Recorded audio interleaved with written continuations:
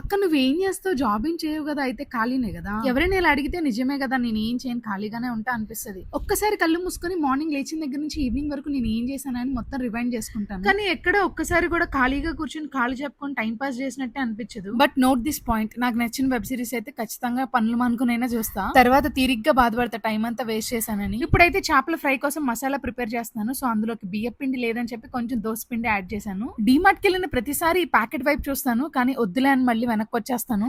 మా చిన్నప్పుడు ఈ లిటిల్ హార్ట్ ప్యాకెట్స్ అంటే రక్తాలు చెందించే వాళ్ళు. ప్రపోజ్ చేయడానికి ఖచ్చితంగా ఈ ప్యాకెట్ ఇవ్వాల్సిందే అమ్మాయిలు. 5 నిమిషాలు ఖాళీగా కూర్చోగానే ఇంటికి వెళ్ళాక బోల్డ్ అంత పని ఉందనే సంగతి గుర్తొస్తుంది. మళ్ళీ అప్పుడు నీరసం వస్తుంది. మళ్ళీ ఇంటికి తిరిగి రాగానే మనిషిలా కాదు మెషిన్ లా పని చేయాలి. పని అవ్వాలంటే ఒక్క రోజు కూడా గ్యాప్ ఉండదు. అందుకే మా హస్బెండ్ లీవ్ కి వచ్చినప్పుడల్లా ఆ ఫ్రస్ట్రేషన్ అంతా తన మీద చూపించేస్తా ఉంటాను.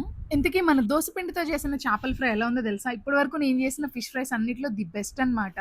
సో ఈ రోజుటి మన టిప్, క్రిస్పీనెస్ కోసం రైస్ ఫ్లోర్ లేకపోతే దోస పిండి యూజ్ చేసేయండి. మనకే వస్తే ఇలాంటి ఐడియాలు. సబ్స్క్రైబ్.